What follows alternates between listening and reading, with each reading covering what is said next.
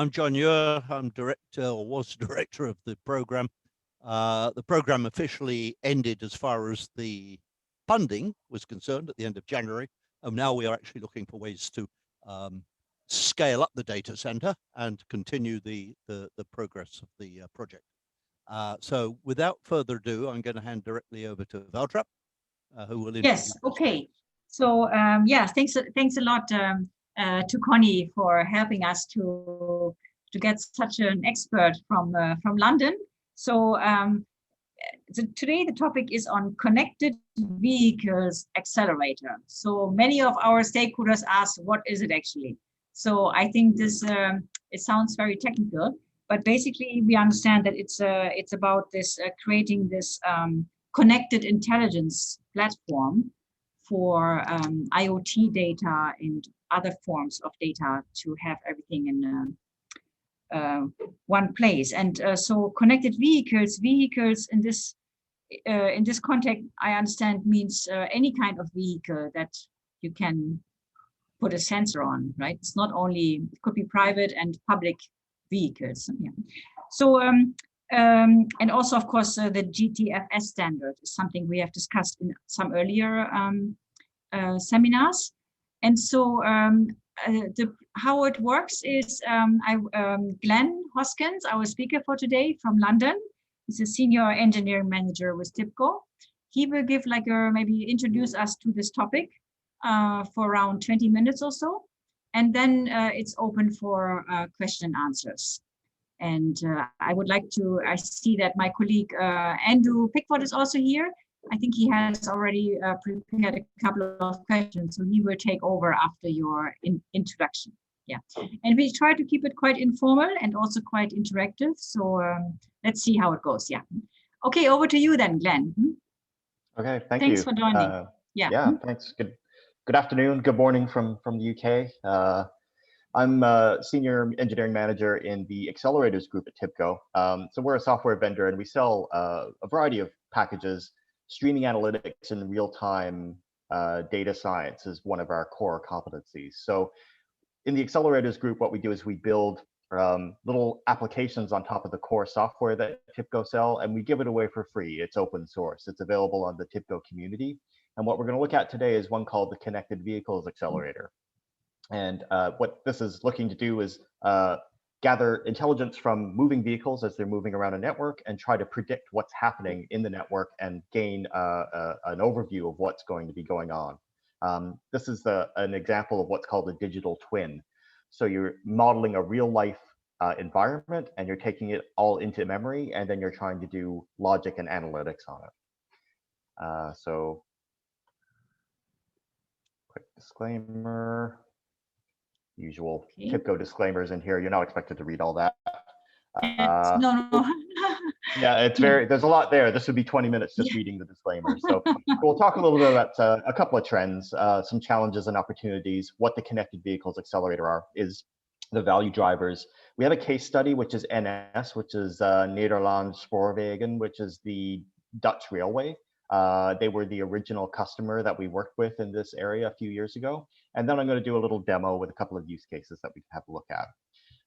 Okay, great. So trends, I mean, as part of kind of connected vehicles in 2020, public transport, integrated transport, they're all looking at frictionless travel. So we need to make travel more seamless with minimal stoppages and checkpoints.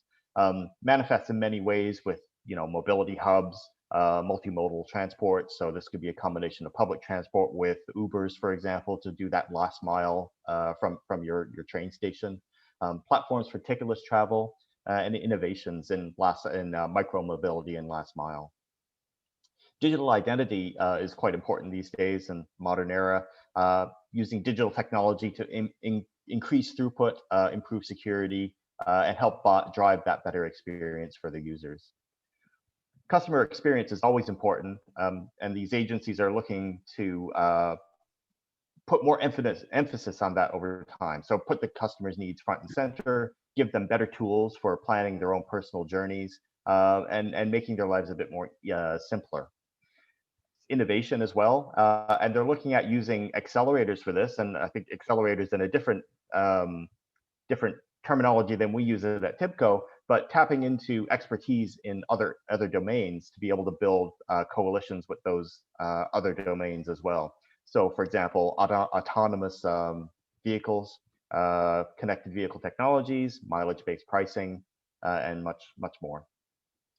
And finally, AI augmented mobility, and that's a little bit of what we're going to look at today, which is connected vehicles. Harness the power of data, analytics, and cloud, which will help reduce travel time and manage the congestion that's occurring, improve compliance, enable dynamic changes to networks over time. Mm-hmm.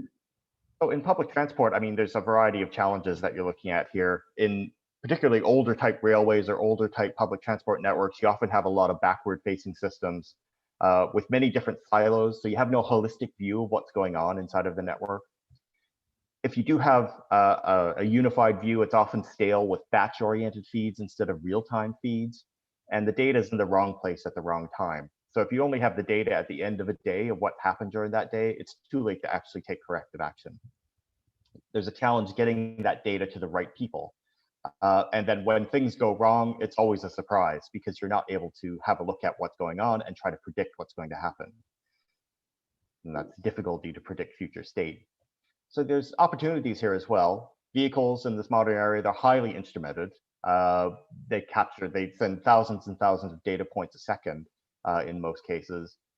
You now have the ability to capture real-time operational intelligence. We have the technology to be able to do that. And that allows us to find the signal in the noise through prediction and through analytics. Once we have that information, we can then do proactive exception handling instead of reactive exception handling. Now we can get accurate info, not just into the hands of our staff and our operations staff, we can get it actually into the hands of our customers as well, so they can manage their own journeys more effectively. And of course, this can open up new revenue streams with the ability to have real-time APIs as well. And that's becoming much more prevalent these days. A lot of them are open APIs, but there's additional value-added APIs as well that you can then commercialize. So the Connected Vehicles Accelerator, this has been around for almost 6 years now, or a bit over 5 years. It's our first accelerator that we actually made at TIBCO, and it was based off of work that we had done with the Dutch Railway. So what it does is it captures real-time feeds from vehicles, and this is scheduled data feeds, not sensor data related to the operations of the vehicle. We have a different accelerator that does what would be IoT-related stuff. That's called the Intelligent Equipment Accelerator. This one's focused on tracking vehicles as they're moving along scheduled routes. We analyze and automate using rules and predictive analytics, and then we identify what one of our SVPs like to call the critical business moments. So things that could potentially have adverse impact on the operations and where we can actually take action against them in order to improve the lives of our customers. So this is an example of a digital twin. And as I said before, a digital twin is an in-memory representation of a transportation network. So the model we're looking at in connected vehicles, it's based around something called a trip. And we mentioned GTFS before, and GTFS is core to kind of the data model inside of this accelerator.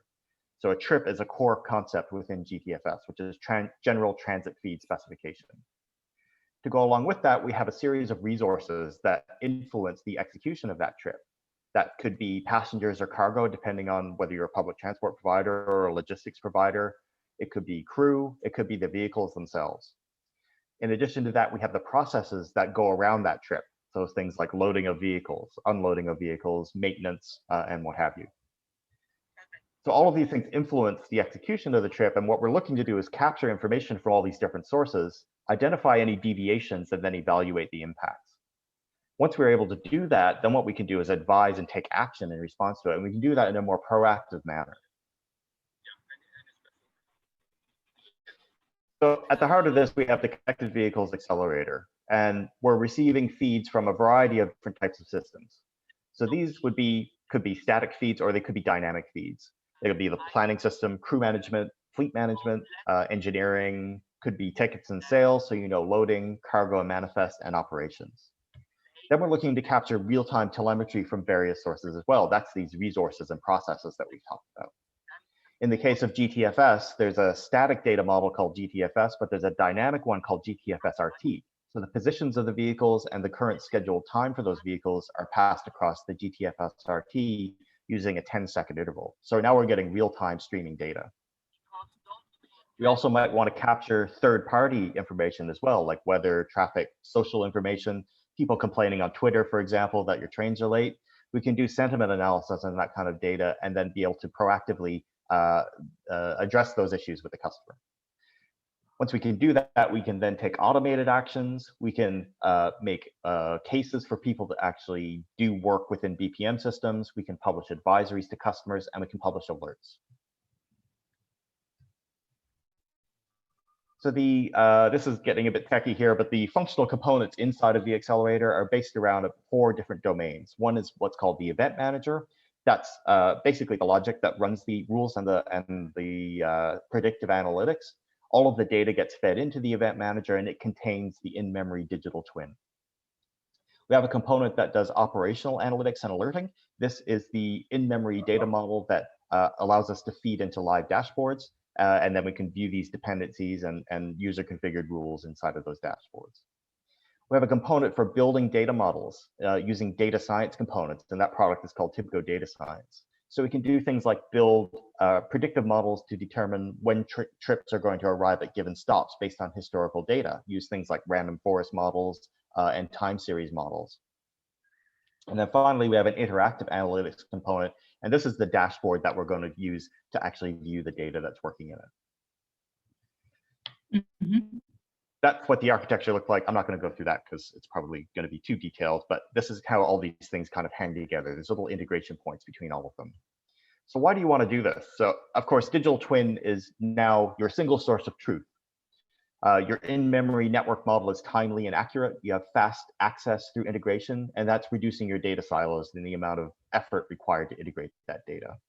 It's all configuration driven. So it's based on something called decision tables, which you can change in a matter of a couple of minutes and push out to a running engine without having to take any outages. Can detect anomalies and send alerts and perform these automated actions. And now you have a visual confirmation of network health at a glance. This digital twin will have a summary dashboard that goes with it that you can look at, and it will flag up things that require action. Also, better operational intelligence with predictive capability through those data science models. We can be more agile in how our business operates. We can react on a micro level, so an individual train going out of schedule, or on a macro scale where we see how the network is performing as a whole. And the whole platform is very scalable, and you get better data distribution. So as I mentioned before, the Dutch Railway was one of our early customers for this. Some key metrics. Basically, they're one of the busiest railways in Europe for the size of the country. A lot of their heavy rail operates on what would be considered to be a metro level of frequency, which trains every couple of minutes between the major cities of what's called the Randstad, so between Rotterdam and Amsterdam. When they identified what they wanted to do, they were tasked by the government, who is their primary shareholder, to improve customer satisfaction. And when they looked at the capabilities to do that, they identified 3 key locations where they could do that. That is on the train and in the train stations themselves. And of course, what makes the customers happy are having more information available. So that's real-time travel planning, Wi-Fi and infotainment, train positions, CCTV, having front cameras on the train. So it's kind of like you see that on planes as well, but they have the cameras on the train so people can see where they're going. Energy consumption of the trains, which is important nowadays for green issues. And then knowing where to go on the platform to board the train in order to be able to get on more efficiently. So the NS built a project called the Virtual Train, which was based on TIBCO software. And they built basically the connected vehicles accelerator themselves, and we helped them do that. They use what's called OBIS, which is the onboard information systems, integrated with their landside virtual train application, which is based on TIBCO software, and they use 4G and 3G networks to do that. That virtual train application integrated with the backend systems and external systems to build that digital twin. So now they have the ability to do analytics, monitoring, build interfaces, and do alerts on that. So they built this about 5 years ago. Currently, they're in the process of rolling this out further. Eventually, they're going to have event processing on the trains themselves, so that it's moving the logic from what's called the land side to the vehicle side. So the trains are going to become more and more smart. So some of the innovations that they've looked at doing with this is dynamic boarding on platforms. So this was some screens that they had installed on a train station called Den Bosch. And what it was doing is telling people where they should stand on the platform to board the train. So in addition to this information, they would have loading of these carriages as well. So you could stand next to the carriage that was least loaded. Now, 5 years later, we all have apps that can do this information as well. So they didn't roll this out more broadly, but being able to have that information available, it's all done through that centralized virtual train system. Onboard information systems on the train tell you the stops that are coming up, but it also tells you when the connecting trains are departing from the next station. It also tells you what might be going on around the station as well that might impact your journey. They've got the Amsterdam Marathon there, for example. That could affect crowd control. It might determine how you'd want to leave the station. Nowadays, every railway operator and every public transport operator have a mobile app that has this kind of intelligence. But what they're able to do with theirs is they're able to show all of their trains based on the virtual train application. So you can go onto their website or go onto their mobile app and see where trains are operating at any given time. So that's the NS. What I'm going to do now is I'm going to jump into a quick demo of the Accelerator.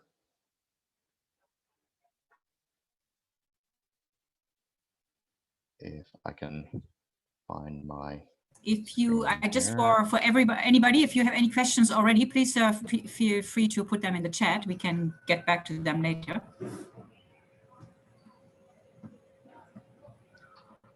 Okay, so you should be able to see a screen that says Connected Vehicles Accelerator here.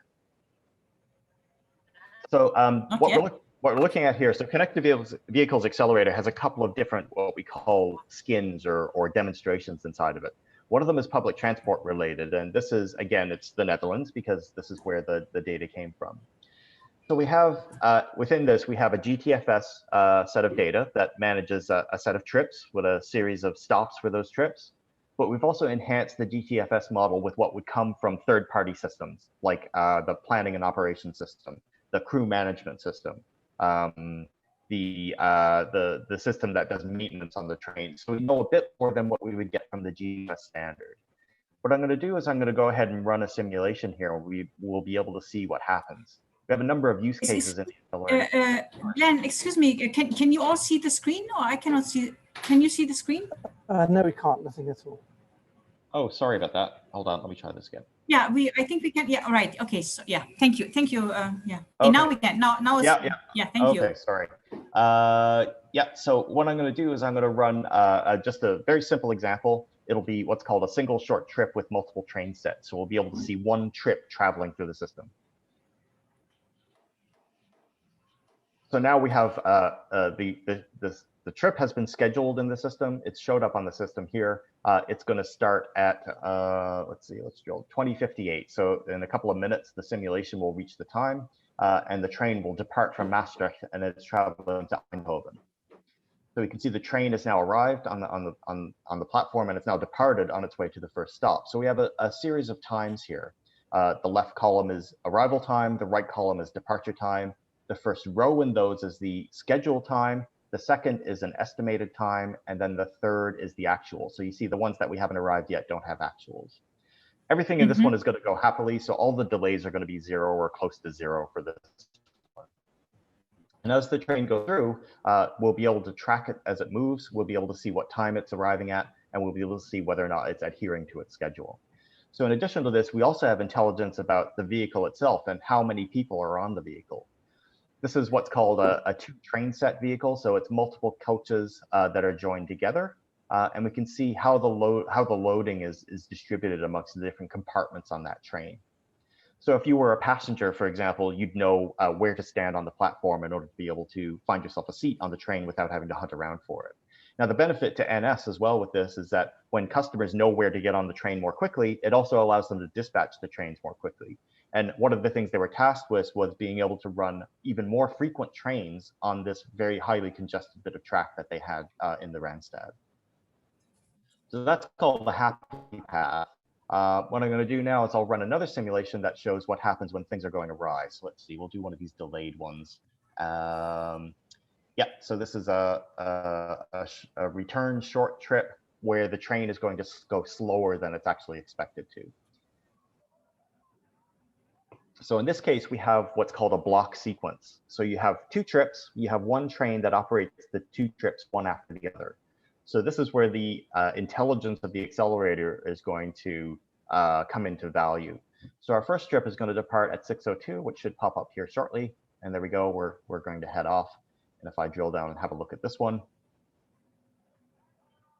eventually what's going to happen is the trip is going to start to slow down. And at that point, the knock-on effect is going to happen on the stops in the sequence of stops that it's going to process. So you notice it's actually moving quite slowly there now between these two stops. So the accelerator detected that almost immediately, and it recalculated using an algorithm what the arrival time is going to be at the next stop. So if you look at GTFS RT data, it tells you that information. It tells you how delayed it's going to be. The point in this case is that the accelerator itself would be the source of that information for applications that are subscribing to GTFS data from this railway. So we are providing that information in this case. So now we know that this is going to be about half an hour late. If I go back up to the other trip, which is the next trip in the series that the trip is going to execute on, we can see whether or not it's going to be delayed by this. So it's currently marked as not delayed, and I can drill down and have a look at to see how these blocks are going to be impacted by this. Now that one's not assigned yet, so let me go back to this one.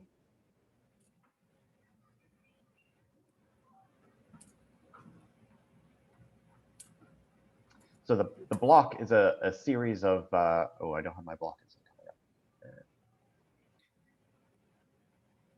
Oh, well, there's supposed to be a little bar chart there that shows you the series of trips that the vehicle is going to travel on. So as this one gets delayed, we can see whether or not the next one is going to be delayed on top of that. And you can see now that it's been predicted that it's going to be 12 minutes delayed. And that's because the previous journey was delayed as well. Now this knocks on all the way through the day. So in a normal situation, you would have a trip would do 10 or 12 journeys. A vehicle would do 10 or 12 trips during the day. So you can know whether the one even 5 or 6 hours in advance is going to be delayed. And if possible, you can swap out that vehicle for another one if you have spare capacity, or make other arrangements as required. I'm going to jump into a different accelerator here. I'm going to hope that this has data in it, because the problem is that it's running in Boston. And Boston it's currently 4:30 in the morning there, just about. So there may not actually be any data in there. But let me just quickly load all my data here. This is called the real-time public transport accelerator. So it's similar to the connected vehicles one, but this is just a demonstration of how we can use GTFS and GTFS data using some of the tools. So this is set up to go to the MBTA, and this is really truly live data here now. So we might not see a lot going on at the moment.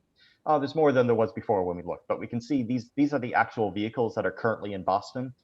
If you look very closely, they'll squiggle a little bit as they move around, but we can see if there's any vehicles traveling around right now. So let's see, it is, this one is probably not departed yet.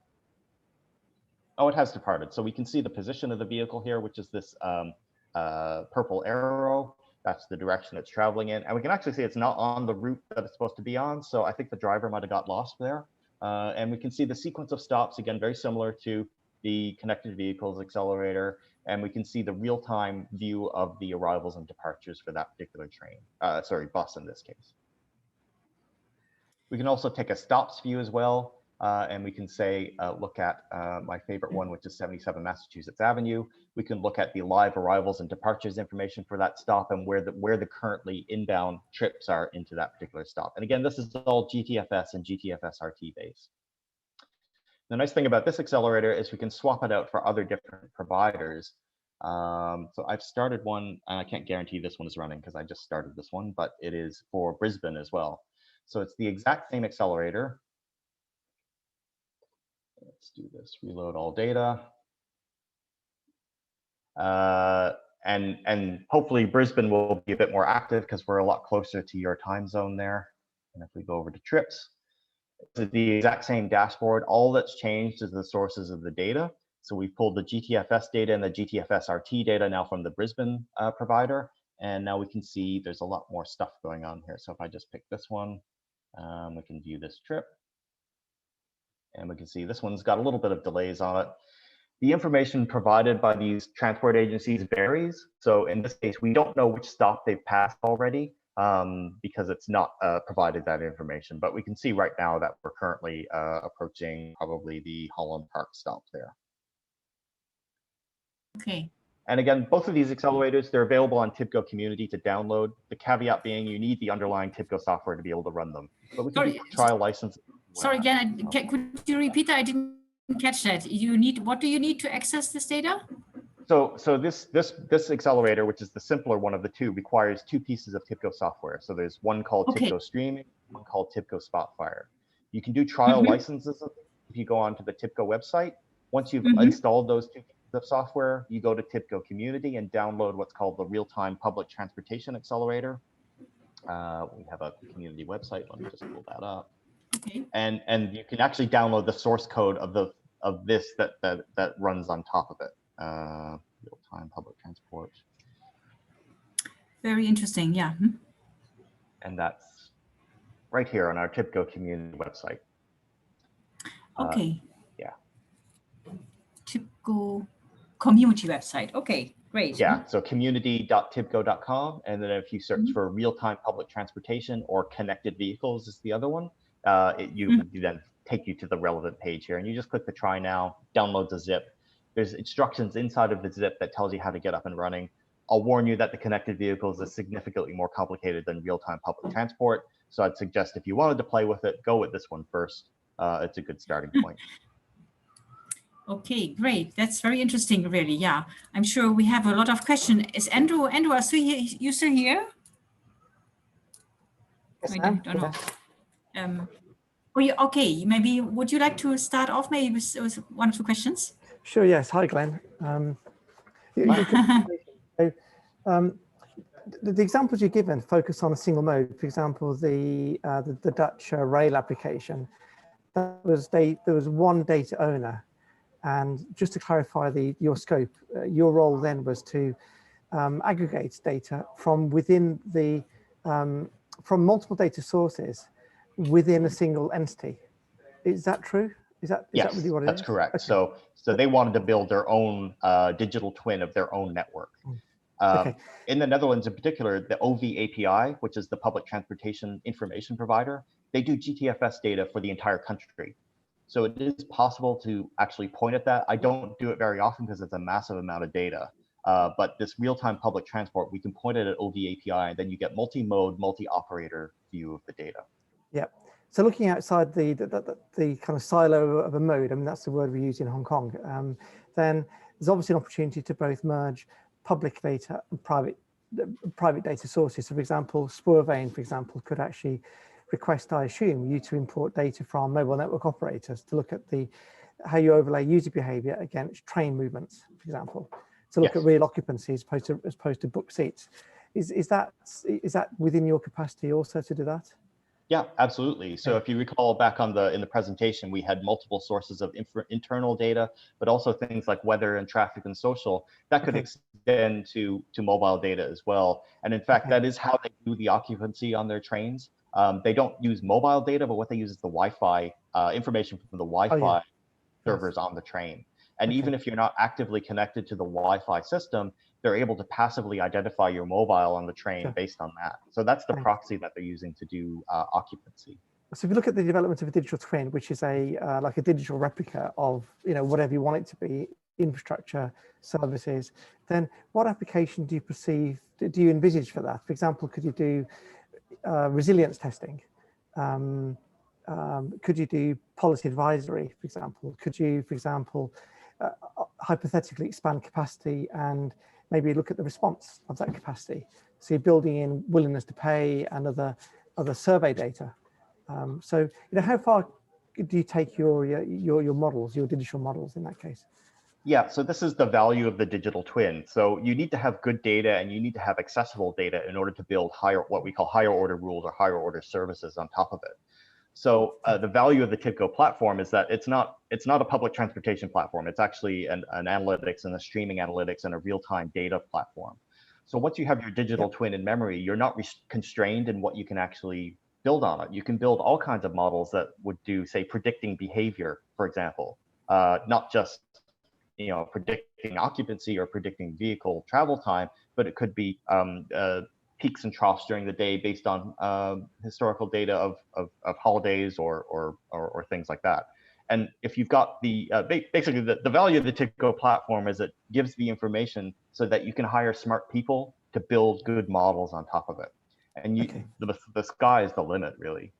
So it's a data platform on which you would allow third parties to add the application layer, and then the top end would be the business layer itself. Yep. Okay, so whoever is in control of the digital twin can choose what data goes into it. That data can come from third-party sources or internal sources.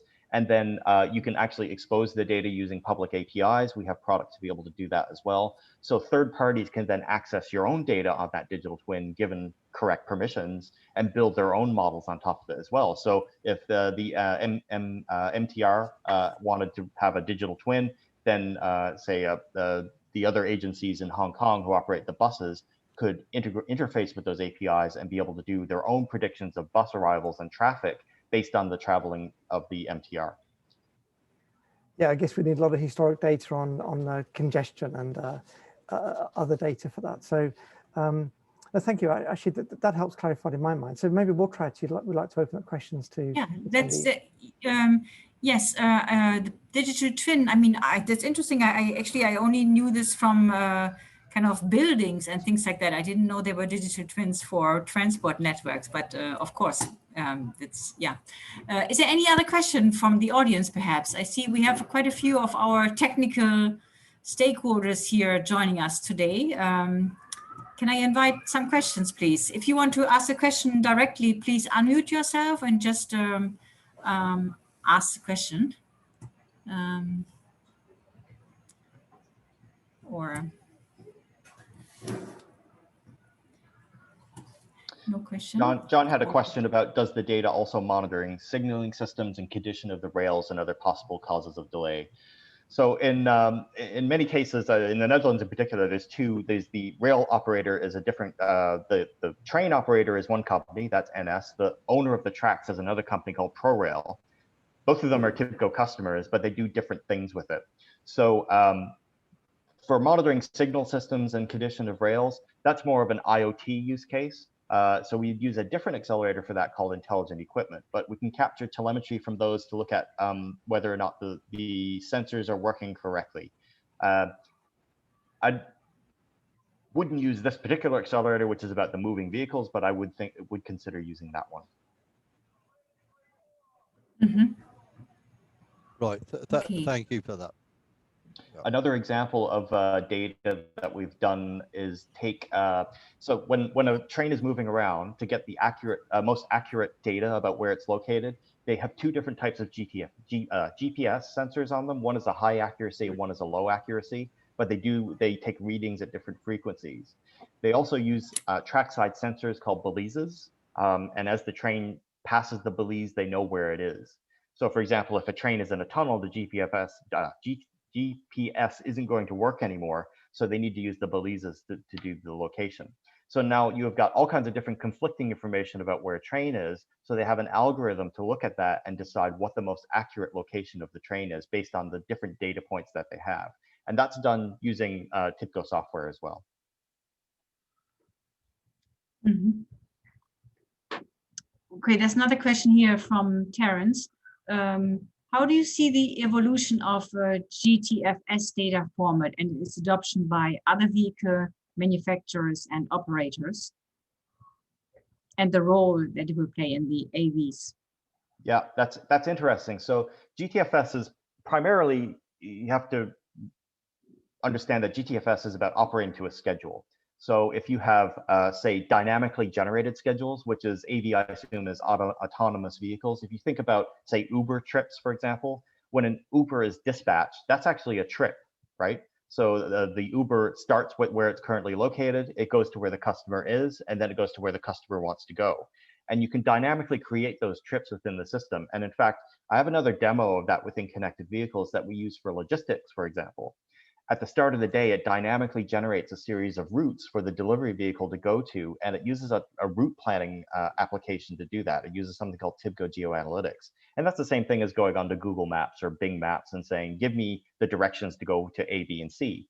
It does that, and then it will give those directions to the vehicle to actually execute that.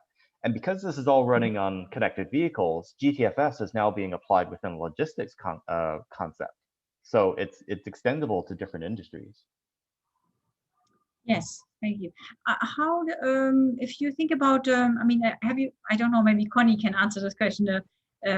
What kind of use case could we think about in Hong Kong where such an application or such an accelerator could be used? Right. So for for Hong Kong, we are reaching out to some of the transportation operator like MTR.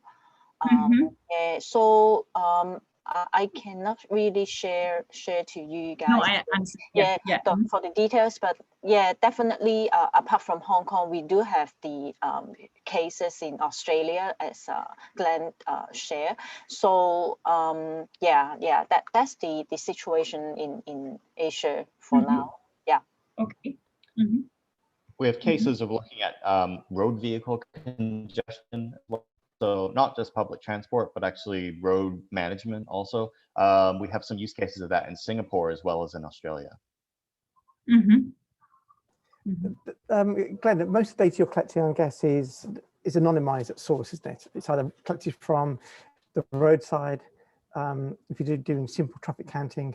But obviously one of the trends is the concern about aggregating data, which gets to the point when the data becomes personally identifiable. You know, what challenges have you faced in the past around the personal identifiable data issue? Haven't seen a lot of. I mean, the big thing about connected vehicles is that it's using the internal data of the operator in most cases. So they own the data, so it's fairly safe. Where you're interfacing with customers, that's where these GDPR kind of issues come into things. So in particular, tracking the mobile devices on the trains, that becomes a bit problematic. So there's some ethical and legal consequences to that. So when you connect to a Wi-Fi network on a train in Europe, for example, you always have to accept the terms and conditions. And one of those is going to be, we're going to track your location.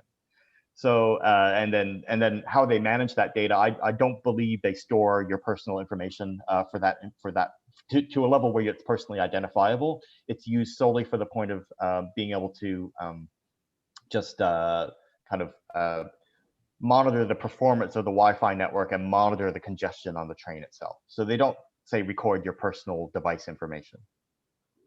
No, yeah, I mean, so you mentioned in the beginning where it's handled the edge of the network in that case, isn't it? There's no issue around the core itself. Okay, sorry, Walter. So if you start thinking about use cases like ride sharing, if you're going to use this for doing that Uber case that I was talking about before, then obviously that's going to become a bit more personal, and then you're always going to be subjected to the local legislation to be able to manage that information. No, I meant you in the beginning. You showed us from the NS. Sorry, what was that? I'll keep quiet. Andrew, go ahead. Sorry, my question comes after yours. Okay. So a lot of the applications we discussed, because they avoid personal data, then we're looking at using the so-called accelerator for operational purposes. And if you're merging historical data, then my guess it would be on flow, count, congestion, journey time, and those things. So it becomes a very good, let's say, tool for operational and policy support. Or what we call it in our project, evidence-based policy reform, because that's what data could be used for also. So that's usually a special application which avoids all the issues about identity. But then if you move into supporting the user in his journey, I mean feeding back data which is personal to him and his booking, then of course we come up against those greater challenges. So it sounds to me that either you've avoided it or you've just targeted applications which do avoid that. But obviously if you look at mobility as a service and in that arena where you are connecting services together around a user's journey, which would use a lot of the data that you're talking about, but then you're adding this other layer of complexity, regulatory complexity, which is around the use of personal data also. So has that been like a positive attempt of yours to stay away from that, or do you see that that's whether you could grow in the future with a lot of caveats and conditions and protection mechanisms on it. Yeah, again, this is kind of, if you think about this, this is the digital twin that underlines, say, what would be higher order services that sit on top of it. So we don't build journey planning services, for example. So that is one that where you would capture personal information from a customer in order to be able to plan their journey for them. So I'm sure we didn't have any interaction with NS with that, for example, but I'm sure they have policies in place in order to make sure that data is protected. I mean, in most cases, journey planning data is, it would be, if it's persisted, in order for them to be able to do historical analysis on it, it would be anonymized anyway. Yeah, and in that case, we're actually looking at using the data collected from payment events. So we're using payment event data, and through a process of hashing and aggregation, you know, we strip out any possibility of reverse engineering that to user behavior. But that's always a concern we have. It's when you start adding more and more data sets, you start then revealing more information about your user at a much finer level of granularity. And it's about understanding that tipping point, you know, when you do need to be far more cautious. And we suspect that there's an exponential increase in concern as you start to overlay more and more data sets around users and their movements. Yeah, absolutely. So, I mean, the kind of get out of jail free clause for a lot of these services is that there's always a terms and conditions that you have to accept in order to be able to use the service to start with, even a journey planner. Provided that they're meeting regulatory requirements for privacy, then it's okay. But you know, operators can do whatever they please with the data. As we saw in the US this week and in Toronto 2 years ago, that there is concern about, you know, data and how it could be used. And the fact is, you give data, there should be a benefit for it. So I see in your case, you don't touch upon that. It avoids that by focusing upon the operations in that case of services. Yeah, this is primarily an operator-based tool. Yes. Yeah. Yes. Okay. Right. Yeah. Okay. That's maybe that also answers the question that John had. Whether you are, do you have governments as clients in addition to operators? So, so this tool really is more for the operators, right? Or, I mean, is there also a level for the passengers to use that tool? It potentially would be a data source for the passengers, but you would not expose, say, for example, this thing that we're looking at here, which is a Spotfire dashboard directly to customers, because the amount of data, this is for an analyst to be able to drill down and look at the data that you have available. You would build services on top of this that would restrict data availability and make sure that it's anonymized and make sure that the customer is, it's authenticated and everything else. So it's certainly, I would consider it to be a data source for that type of application. Okay. Yeah. The question about the government and the militaries, we have demoed this to certain three-letter acronym military agencies or government agencies, but I'm not at liberty to say, basically. So, TIBCO has a number of government customers using this software. Okay. Any other questions, please?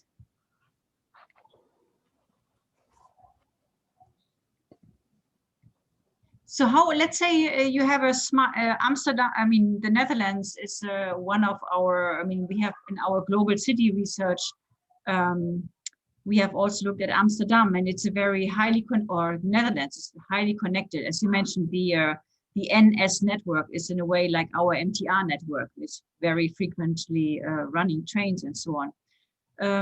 How would you integrate, for instance, if you're sitting on the train, getting information about the buses or the connectivity to taxi or things like that? Is that on your? Is that something you are looking at? Yes. So as I mentioned before, there's something called the OV API. So OV is the public transport data agency in the Netherlands. So the Netherlands is great. It's really integrated. So, you guys have octopus cards in Hong Kong. In the Netherlands, they have an OV chip card, and that OV chip card works across all public transport. So you can use it on the NS. I have one right here. There you go. Exactly. Perfect. Yeah, and you can use it on everything, trams, buses, trains, and ferries even. So not only is the payments integrated, but the data is integrated as well. So the OV API, which has a GTFS and GTFS RT feed, I've got the link for it to pass into this. The problem is that it's a lot of data, so it tends to make the system chug a little bit on the scale that we're viewing it here. But you do have a holistic view of every transportation or every public transport network in the Netherlands all in one view that way. So if you know that you're, if say for example NS was providing, and in fact I'm pretty sure they do this on their onboard information systems, the screens will tell you the next departing trains, but it also tells you the next departing buses from that station as well. So that integrated view is already available, and it's not just available in mobile apps, but it's available on the trains themselves on those screens. Okay. John? Yeah, I'm just thinking that the Netherlands, as you say, everything is integrated, and there are other. Where I'm sitting in Singapore right now, I mean, government pretty much has the information at its fingertips. Hong Kong obviously is a completely different animal. It's a private, almost all public transport is privately run, and so on. So in order to get a holistic view of data to put into a digital twin, would require basically what we've been trying to do on a very small scale, which is act as a kind of an intermediary to get a data sharing agreement between the different operators, and then get them to share the data with, for example, a TIBCO or whoever it happens to be. In this case, it's a trusted third party, which is Hong Kong U. And I'm just wondering whether that kind of, whether TIBCO actually, you see the role in your end of the market for intermediaries in jurisdictions where there is less integration among operators. Yeah, that's an interesting one. I mean, that's really going to come down to regulation, right? And that's what happened in the Netherlands is, and the other thing in the Netherlands is most of the public transport is, well, at least the NS is government owned. The buses are privately operated, but it became regulatory requirement for them to open APIs to the OV so that it could then be integrated in one area. So unfortunately, it's one of those areas where more government is going to be required in order to meet that requirement. So, but like you said, it could come down to commercial negotiations. And you recall I said about monetizing APIs. It could become actually a commercial agreement between people to buy data, between agencies to trade data or buy data from one or the other. It becomes an opportunity to make money from the standpoint of the agents, of the operators. Yeah, that is something we are still not. We are trying to figure out what is kind of the market for this transport data. Yeah. It's not so obvious. The UK as well is much more. It's probably not quite as diverse as Hong Kong is, but all the buses are privately operated in the UK. And here, there's only one level where you can view bus data, and it's really out of date. So it's called Travelline, I believe. And it's not generally considered to be an accurate source of data. A lot of the buses don't publish in GTFS format. There's a different format that's UK specific. So again, it becomes more difficult to integrate with. And it goes to show that sometimes a bit of authoritarian government is not a bad thing in the case of Singapore, for example. Okay. Interesting. Yeah, the Travelline we have looked at before. In theory, it looks like a very interesting network of integrated data for different operators, but it didn't seem to be real time. Yeah. It's not real time, certainly not. It's scheduled data, maybe. And even Travelline is done on a regional basis. So if you're in the Northwest versus London, you don't have an integrated view even across regions in the country. Okay. So. And who's managing this Travelline? I'm not sure. It could be the Department for Transport, but I'm not sure. I couldn't say. Yeah. Okay, thank you. Well, one of the things I discovered when I was teaching for several years at Hong Kong U, and we had evening classes for part-time master's students, and many of them came from utilities in Hong Kong, transport and electricity utilities and so on. And I would often ask them, as an economist, because I'm an economist, about planning mechanisms and so forth. And it became very evident that there was actually very little of it that was going on within the enterprise. There had very few people who were specialists in that area. And I think that's probably true, as I understand it, in the area of data analytics. Most of the enterprises in Hong Kong don't have in-depth expertise in data analytics. So I can listen to your presentation and see, the kind of the state of the art, and then if I talk to people in some of the enterprises and the operators in Hong Kong, they're just installing Wi-Fi. I mean, there's that level of distance. So I think that's a bridge to be crossed, and it's going to take time to get there. This is our challenge in selling the software is we need to identify customers that are let's say visionary enough to actually see the value of a platform that allows you to build almost whatever you can think of on top of it. Because a lot of organizations, a lot of companies, they just want something to solve their immediate problem. Whereas we often don't sell bespoke packaged solutions for specific business problems. What we sell is the infrastructure software to be able to solve them yourself. And again, it comes down to give the smartest people you can find the best tools that you can buy in order to have them solve the problem. That's a competitive advantage. And the companies that actually embrace that are the ones who are going to get ahead. That's, look at Amazon. This is what their business is based on. Glenn, that's very interesting. But I mean, shouldn't all these smart city municipal governments be very keen on having operate such an accelerator to get really an overview on what's happening in the city? Yeah, absolutely. But I mean, this is a great example of where government can partner with local educational institutions, where you have people in training to learning to be data scientists in particular, which is a really hot occupation at the moment.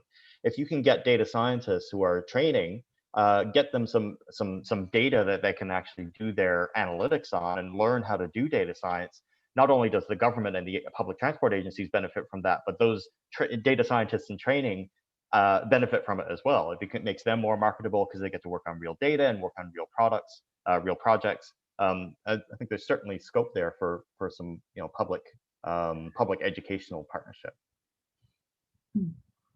See, there's a question as well asking about integration of data from non-motorized vehicles, i.e. bicycles, and promoting active mobility. That's not something that we've done with connected vehicles. I could envision something along the lines of, you've probably heard of City Mapper, where you have basically it will tell you all the public transportation in the city. In London, for example, they would also tell you where the local Lime scooters were, or the Santander bikes, and the privately operated ones as well. So if you needed a bike to go your last mile from your train station to your home, it would tell you where that is. So I could see that being something, if you wanted to build that on top of the software, it's certainly within the scope of what you could build. Yeah. Okay. No, City Mapper is one of our stakeholders. Yeah. So we have I mean, that's yeah. I think they are not online today, but interesting that you mentioned that, because we have been discussing with them quite a lot about this data integration and what we could do with it. Yeah.